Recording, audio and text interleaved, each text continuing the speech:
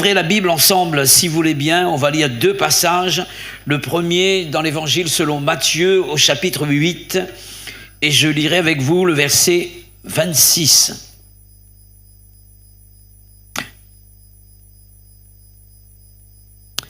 Matthieu, chapitre 8, verset 26.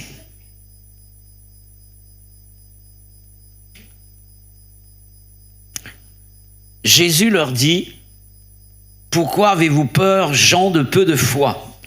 Alors il se leva, menaça les vents et la mer, et il y eut un grand calme. On va lire également le psaume 91, psaume connu du peuple de Dieu. Même les personnes qui ne savent pas lire sont capables de citer ces versets qu'elles ont appris par cœur, donc tels que le psaume 23 par exemple, des psaumes qu'on lit souvent. Et j'aimerais lire juste un verset de ce psaume, le psaume 91, et on va lire le verset 12. Voici ce que Dieu dit en ce qui concerne son peuple, ceux qui lui appartiennent, et les questions des anges. Ils, ce sont les anges.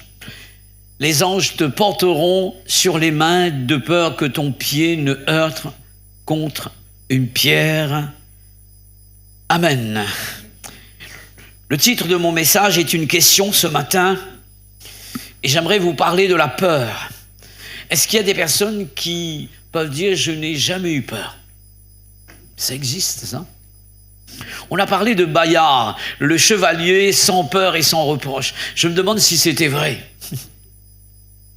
Quelle que soit la personne, on a des sentiments, donc, et Dieu nous a créés de cette manière avec des sentiments, la frustration, la peur, l'inquiétude, etc. La colère même, ça fait partie des manifestations de notre âme en tant que personne. Donc on manifeste la joie, la tristesse, etc. Donc ça fait partie de notre propre personne. La question qui est posée dans ce thème, la peur est-elle un avantage ou un inconvénient ? C'est une question à laquelle nous allons pouvoir répondre à la lumière de la parole de Dieu. Il y a des peurs que l'on peut considérer comme des inconvénients parce qu'elles sont négatives, étant donné qu'elles ont pour origine le diable lui-même.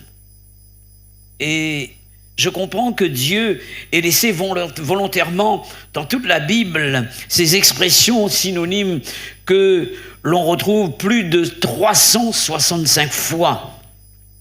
Je vous laisserai quelques expressions. Ce n'est pas une liste exhaustive, bien entendu. Par exemple, souvent nous sommes en face de cette expression venant de la part de Dieu. Il s'adresse à nous: n'aie pas peur, ne crains pas, ou bien ne crains rien. Ne promène pas des regards inquiets. Reste tranquille. Sois en paix. Ne vous inquiétez de rien.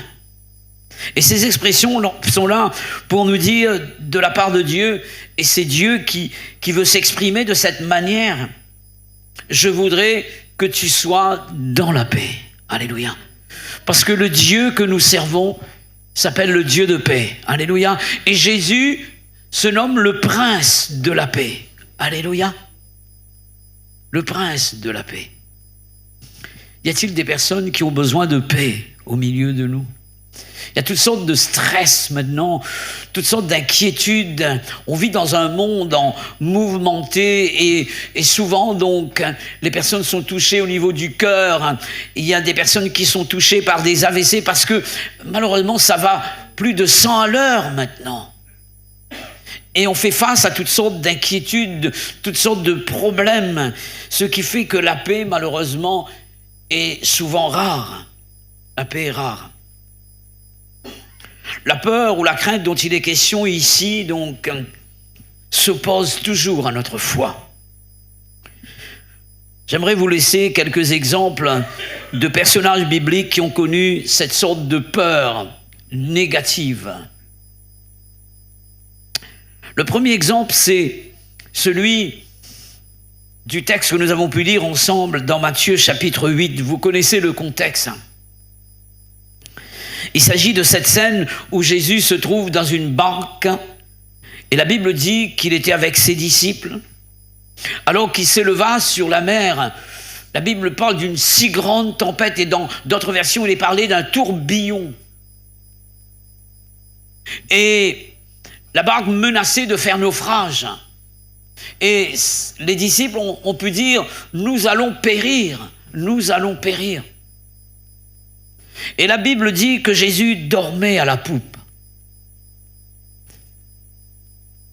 Une même situation, la même tempête est là. Et on voit deux réactions différentes. Les disciples qui sont là en train de paniquer, qui s'inquiètent, qui courent à droite et à gauche.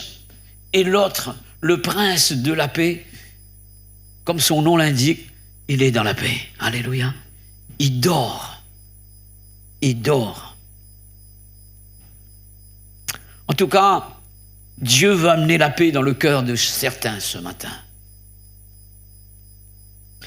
Cette crainte était dans le cœur des disciples. Et je peux croire que cette crainte était une œuvre du diable qui avait pour but d'empêcher les disciples de croire dans la réalisation de la parole que le Seigneur leur avait laissée. Jésus avait dit à ses disciples, passons de l'autre côté. Et cette parole était une parole sûre. Ce n'est pas la parole d'un homme, c'était la parole de Dieu. Et Dieu ne peut pas nous mentir, sa parole est vraie. Et ce matin, nous sommes en contact avec cette même parole qui ne peut que se réaliser. Et le but du diable, malheureusement, donc, il a permis que cette tempête soit là, et lui-même, il en est l'auteur, pour empêcher justement que la parole de Dieu s'accomplisse, pour toucher la foi des disciples. Et vous comprenez les paroles du Seigneur Jésus, qui va leur dire « gens de peu de foi, gens de peu de foi ». Souvent, le diable utilise la peur pour nous empêcher de croire dans la réalisation des promesses de Dieu en notre faveur. Alors, comment s'y prend-il? Il fera surgir dans notre vie toutes sortes de tempêtes, toutes sortes de problèmes, toutes sortes de difficultés, afin de créer la peur dans notre cœur. Et dans le but de saper notre foi, c'est-à-dire de détruire les assises de notre foi, les fondements de notre foi, d'attaquer les bases de notre foi. Et j'aimerais vous laisser la base principale de notre foi. La foi vient de ce qu'on entend, et ce qu'on entend vient de la parole de Christ. Alléluia. Voulons-nous ne pas être vacillants? Voulons-nous ne pas être versatiles? Voulons-nous être des personnes fermes, debout? Et la Bible dit, lorsque le Fils de l'homme viendra, trouvera-t-il la foi sur la terre? Non pas, il est question du cœur de ceux qui appartiennent à Dieu. Parce que c'est la foi qui nous permet d'être debout ce matin. Alléluia. Il y a de ceux qui ont connu des tempêtes dans leur vie. On ne va pas compter le nombre de tempêtes qu'on a connues. On va compter les bienfaits de Dieu, comme le frère le disait dans son chant. Alléluia. Mais il faut être réaliste. Combien de fois l'ennemi a essayé de nous abattre, de descendre les bases de notre foi pour nous empêcher de voir les promesses de Dieu se réaliser. Mais Dieu a su nous réconforter. Alléluia. Et toujours par sa parole. Lorsqu'Abraham faiblissait dans la foi, Dieu revenait avec sa parole. Alléluia. Et Dieu parlait à cet homme. Ce matin, il y a certaines craintes dans le cœur des personnes par rapport malheureusement, à des problèmes qui sont là, des épreuves. Mais Dieu est le Dieu de paix. Alléluia. Le prince de la paix. J'aimerais vous parler d'un deuxième exemple. On va lire cette fois-ci dans l'évangile de Jean, chapitre 20, verset 19.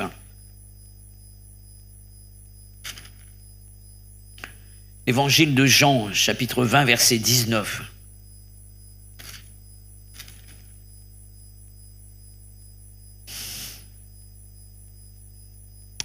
Voici ce qui est dit dans ce verset. Le soir de ce jour, la question du jour de la résurrection de Jésus. Il est important de bien comprendre cette pensée.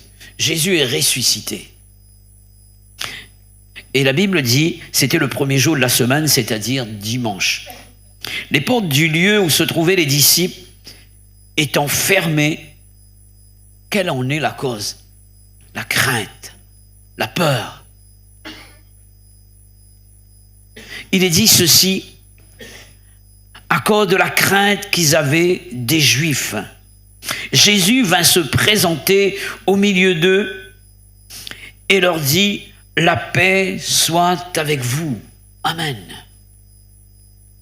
Jésus vint se présenter au milieu d'eux. La présence de Jésus change l'atmosphère.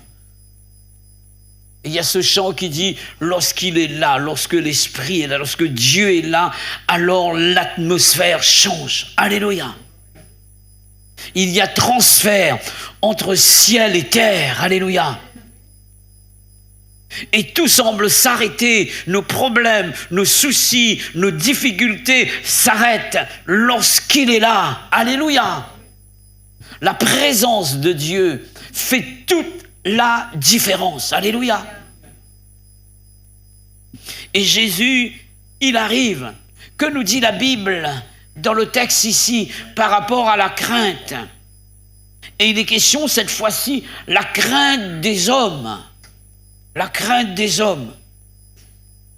Il est dit que les disciples étaient fermés, les disciples étant fermés à cause, le lieu là où se trouvaient les disciples étant fermés à cause de la crainte qu'ils avaient des Juifs ou bien des hommes. La crainte dans le cœur des disciples. Cette crainte a été engendrée par la peur. À cause des hommes. Et ici, il est question de personnes paralysées. Et des personnes qui sont... En fait, c'est une œuvre du diable pour empêcher les disciples de sortir pour travailler dans l'œuvre de Dieu, pour propager l'évangile. Et vous voyez combien l'adversaire est subtil. Est subtil. La peur, malheureusement, nous paralyse parfois. Fait de nous des personnes figées, sclérosées et repliées sur elles-mêmes. La peur fait de certaines personnes chrétiennes des personnes casanières qui n'osent plus s'aventurer, qui n'osent plus bouger. Peut-être que certains ont peur et n'avancent plus dans l'œuvre de Dieu. Et ce matin, Dieu est là pour enlever cette crainte dans notre cœur. Un des éléments essentiels pour dissiper la crainte des hommes, la crainte des qu'en dira-t-on, la crainte de la réaction de certaines personnes. Parfois, on n'ose pas aller parler à ce voisin. On regarde seulement le voisin, on regarde, on croise son regard, on a peur de lui. Je me rappelle, j'étais pas encore dans le ministère et j'étais sur Grand-Bois et avec un autre jeune, et à l'époque j'étais jeune. Vous savez que j'étais jeune? C'est une révélation que je suis en train de vous faire là. Voilà. Et pour dire ceci, c'est que j'avais pris un mois de congé pour aller évangéliser, faire un travail d'évangélisation sur la petite île, avec un jeune également qui était en vacances. Et puis, on a pris tout le matériel nécessaire pour aller faire de l'évangélisation. Il n'y avait pas encore de lieu de culte à la petite île. Et je me rappelle, on a sillonné toutes les maisons. Et puis à un moment donné, j'ai vu une belle maison. Et je suis arrivé devant cette belle maison. Et cette belle maison m'a fait trembler. Je dis certainement, il doit y avoir quelqu'un de grand dans cette maison, d'important. J'y vais pas, on va passer à côté. Et le frère qui était avec moi, un jeune frère, il m'a dit, si tu vas pas, moi j'y vais. Ah, j'ai pris une claque. Hein. Et là, je dis non, c'est pas possible. Il est plus jeune que moi dans la foi, il est plus zélé que moi, c'est pas possible. J'ai essayé de montrer mon orgueil spirituel et puis j'y suis allé. Donc, voilà, on est entré dans cette maison. Mes frères et sœurs, il y a une dame qui nous a accueillis. On a commencé à parler de Jésus. Il y avait tout dans cette maison. Tout, sauf la présence de Dieu. Il manquait l'essentiel. Et lorsqu'on a commencé à parler de Dieu dans cette maison, et je suis allé directement sur l'expérience de maman dans le foyer, était au bord du précipice. Et cette femme en pleurs pour dire, c'est ma situation. Mon mari est parti. Dans cette maison, il n'y avait pas la paix. Et on a proclamé le Dieu de paix dans cette maison. Et Dieu s'est manifesté. Alléluia. Dieu s'est manifesté. Cette personne s'est tournée vers Jésus.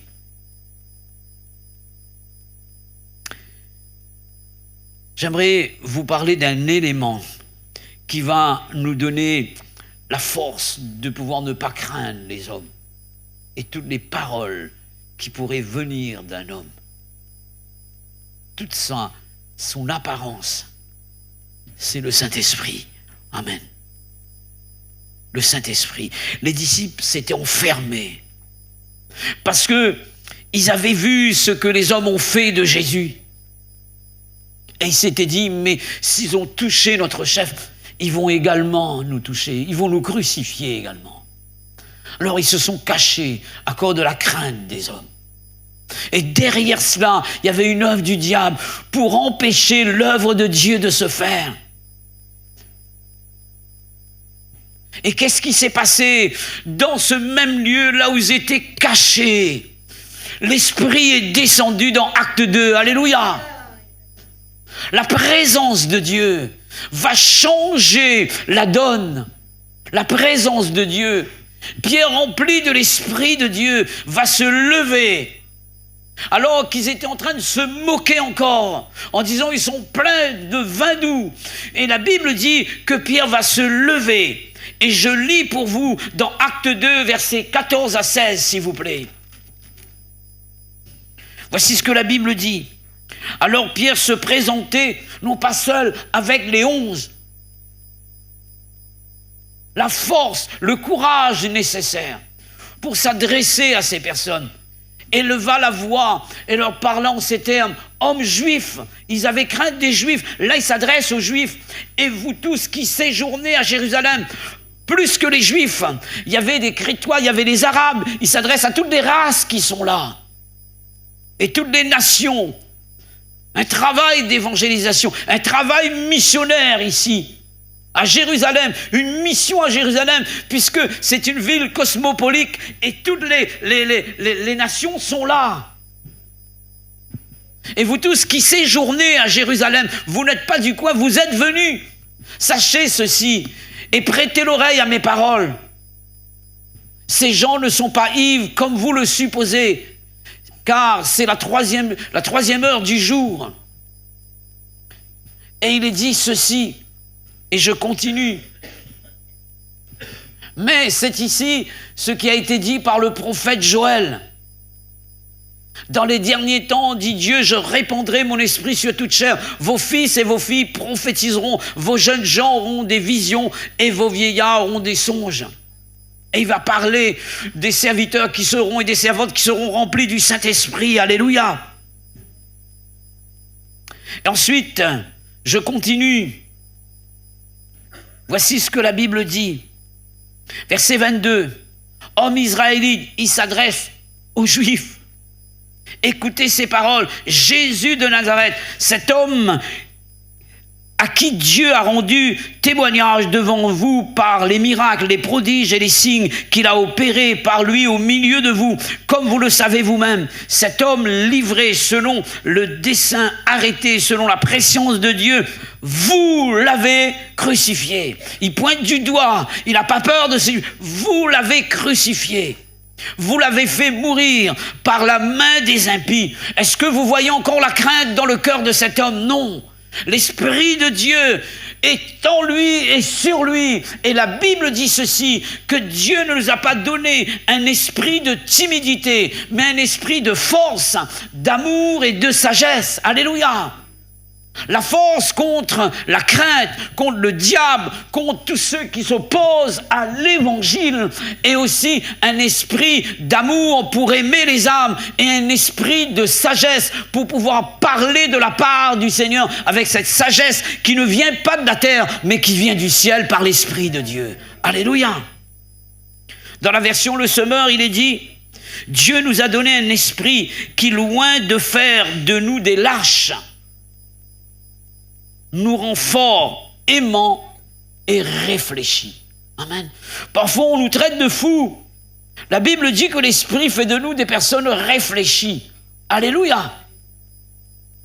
Dans la version Darby, il est dit: car Dieu ne nous a pas donné un esprit de crainte,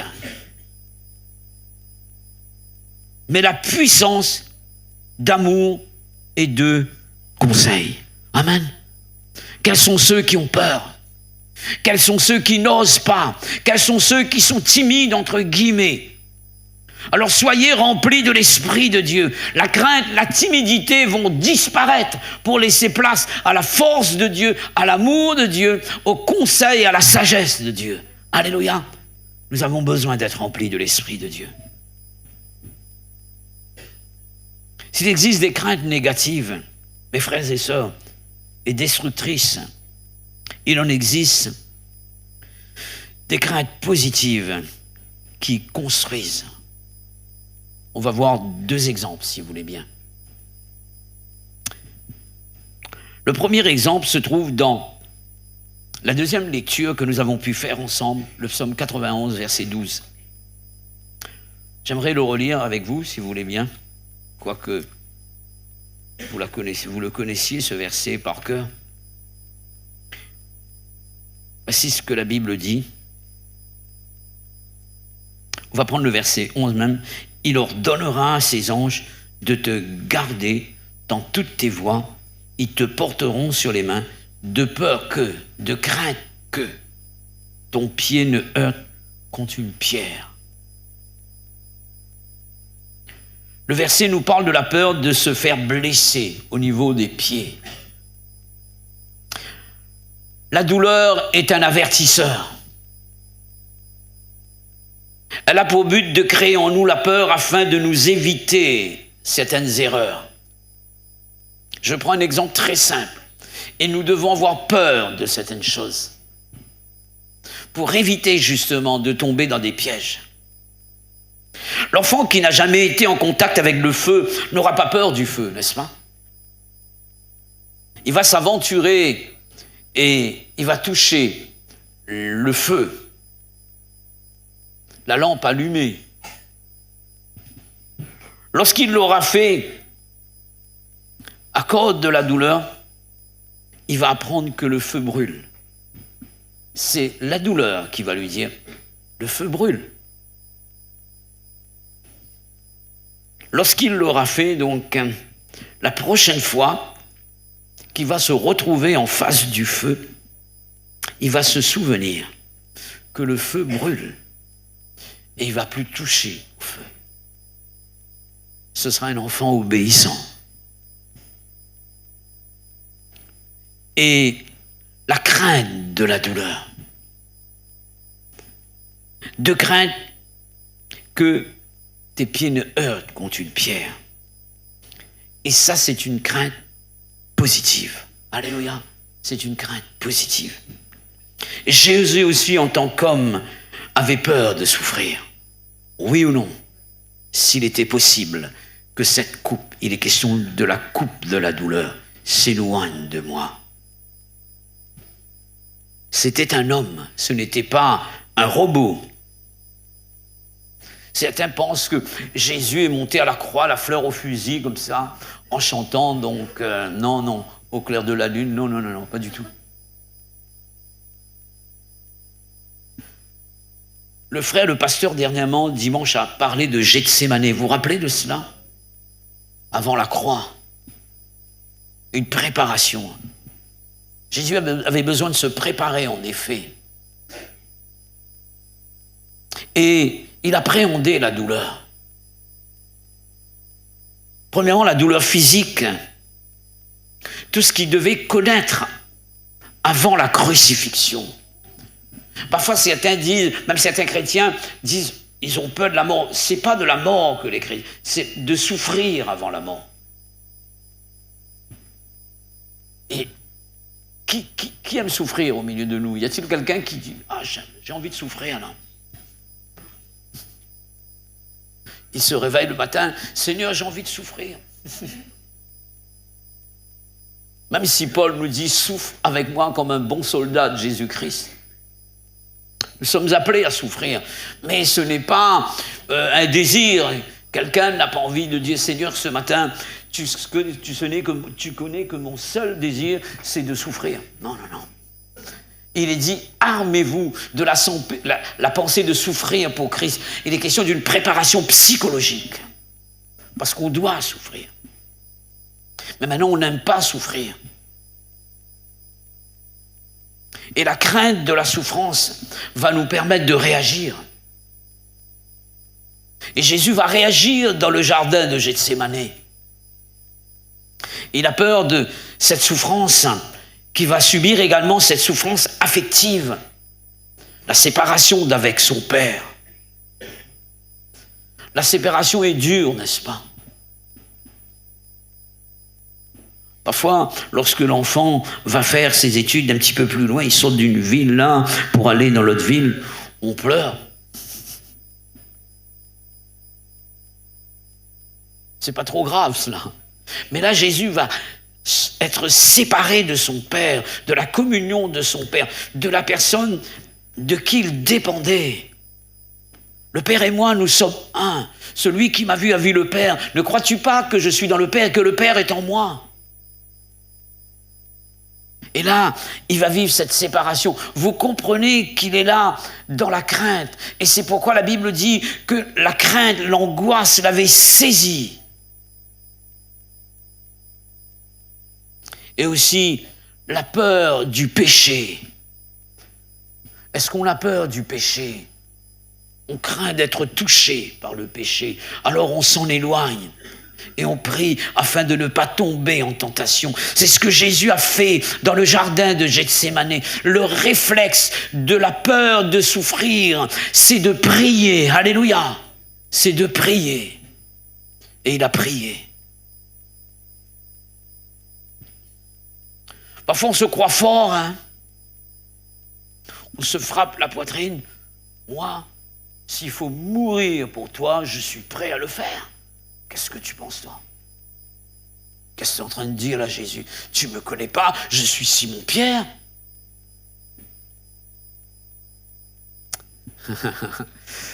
Jésus le connaissait. Combien de fois avons-nous réagi de cette manière?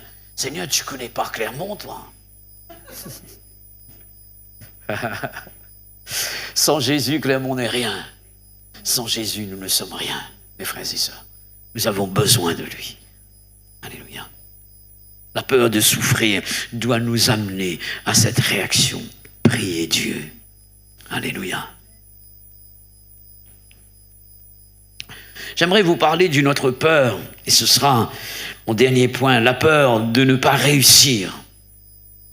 Il y a de ceux qui ont passé le bac, le brevet, etc. Avant le brevet, avant le résultat, ça fait boum là, n'est-ce pas? Ça fait boum là. La peur de ne pas réussir.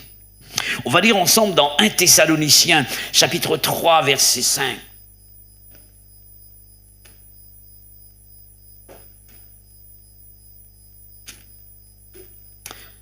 « 1 Thessaloniciens, chapitre 3 et le verset 5.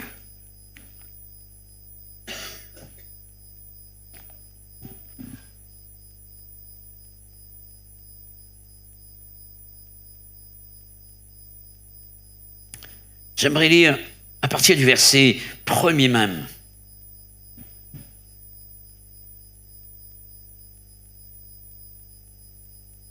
Jusqu'au verset 6.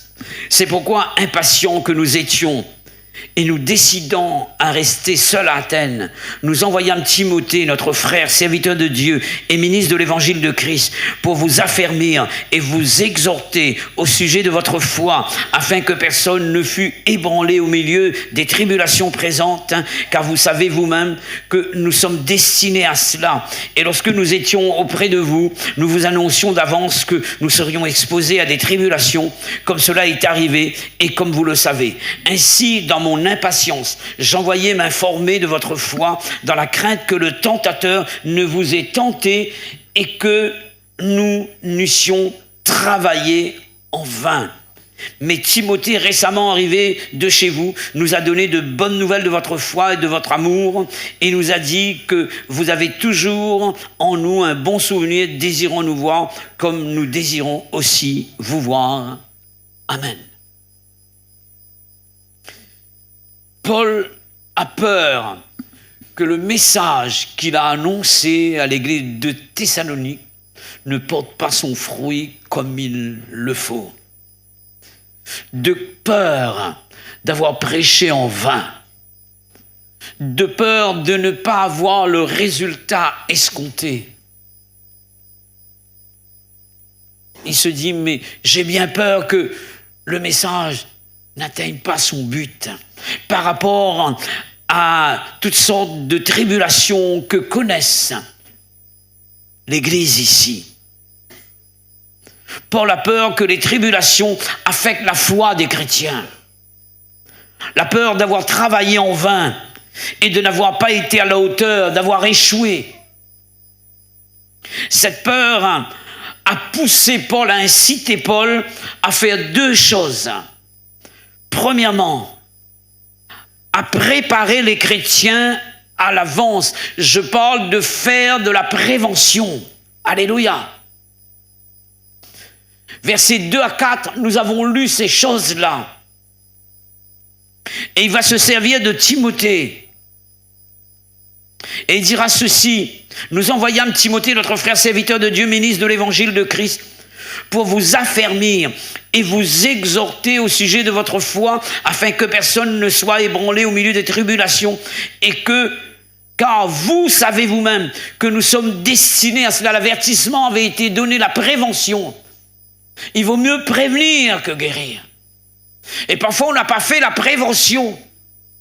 Il y a des messages qui sont des messages, non pas pour aujourd'hui, mais pour l'avenir. Vous ne vivez pas encore l'épreuve peut-être, vous ne connaissez pas ce problème, mais Dieu qui devance les choses, il permet que vous soyez enseignés à l'avance. Lorsque l'épreuve est là, vous êtes armés face à l'épreuve. Alléluia. Certains disent, mais le message ne me concerne pas, je ne suis pas concerné par le message du frère Clermont ce matin, c'est pour mon frère. Attends, Dieu connaît toutes choses, mon frère. Et il te prépare à l'avance, c'est de la prévention. Parce qu'il ne veut pas te voir perdre la foi à cause des problèmes. Alors il te prépare à l'avance. C'est une préparation spirituelle, psychologique même. Il te prépare. Lorsque le problème est là, tu es fort, mon frère. Tu es forte, ma sœur. Et tu connais comment t'y prendre. Alléluia. La prévention. Et comment faire de la prévention par l'exhortation, l'encouragement, stimuler les chrétiens, affermir, c'est-à-dire réconforter, booster, revitaliser, redonner de la vigueur. Alléluia. Et Dieu fait cela au travers de la prédication. Ensuite, deuxième chose, c'est vérifier si le travail a été bien fait. Amen. Si le travail a été bien fait. Ça rassure, hein. On a passé le bac. Et comment tu as travaillé cela? Ben moi j'ai fait ça. J'ai fait comme cela. Et cette personne est plus forte que toi. Ah ben ouais, moi aussi j'ai fait comme ça. Ben j'aurai le bac. Vous voyez là? Vous avez vérifié. Vérifié. Alléluia. C'est ce que Paul va faire. Il va envoyer Timothée même pour vérifier si la foi de Thessalonique n'ont pas été ébranlée. Et Timothée arrive avec l'information. Paul, t'inquiète pas, c'est ok, ton message a porté son fruit. Les Thessaloniciens sont debout, alléluia. Au contraire, ils sont pleins de zèle, ils sont en train d'exhorter les autres, ils sont en train de gagner des âmes. Et la Bible parle de cette église comme d'une église modèle. On a entendu parler de la foi, de l'amour et aussi de l'espérance de cette église. C'était connu dans l'Achaïe, c'était connu partout. Il y avait un bon témoignage, alléluia, de la conversion de ces personnes et de leur communion avec Dieu. Et Paul est boosté là. Paul est en paix, alléluia, il est en paix. Là, il est question de crainte positive qui crée en nous un désir d'être plus fort et d'aller de l'avant avec Dieu. Alléluia. Que Dieu nous aide, mes frères et sœurs, à vivre toujours pour lui et pour sa gloire, quoi qu'il advienne. Alors, n'aie peur de rien du tout. Dieu est avec nous. Hier, le frère Daniel Técher a parlé sur le lion. Il dira, nous sommes des lions. Est-ce qu'un lion a peur? Nous sommes des lions. Et il est parlé du peuple d'Israël qui était là et de David comme étant un lion et qui rugissait avec la force de Dieu. Parce que le lion de Juda habite en nous. Amen. Le vrai lion, c'est Jésus, n'est-ce pas? Le diable rôde comme. Ah, effectivement.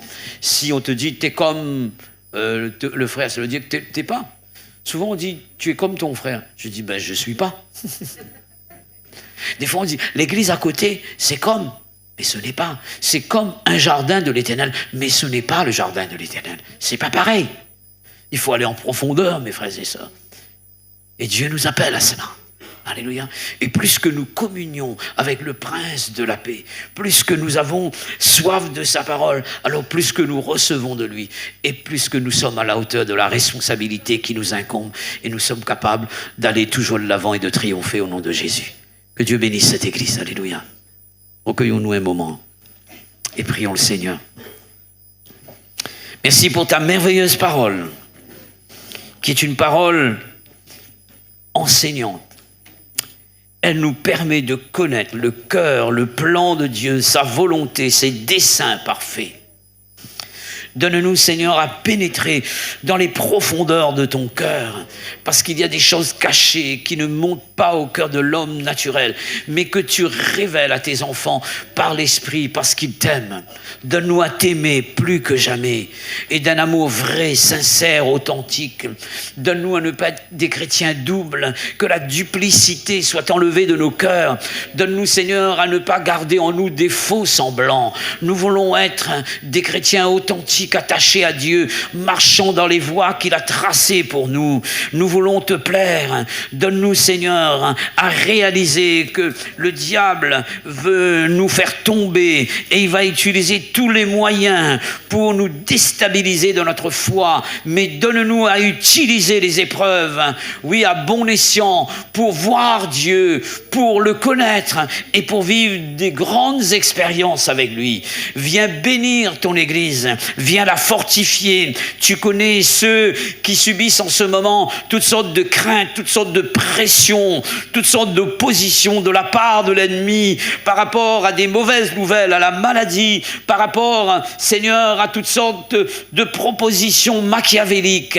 Je prie et nous prions ensemble pour que la paix de Dieu envahisse ses cœurs après la prière, après la communion avec Dieu, après la parole. Seigneur, tu bénis, tu encourages, tu fortifies, tu affermis l'Église, tu la rends inébranlable et tu permets que cette Église soit debout jusqu'à ton glorieux retour. Seigneur, je prie pour que la paix de Dieu envahisse les cœurs maintenant, cette paix qui surpasse toute intelligence et qui garde les cœurs et les pensées en Jésus. Qu'il en soit ainsi, notre Père et notre Dieu, au nom de Jésus-Christ.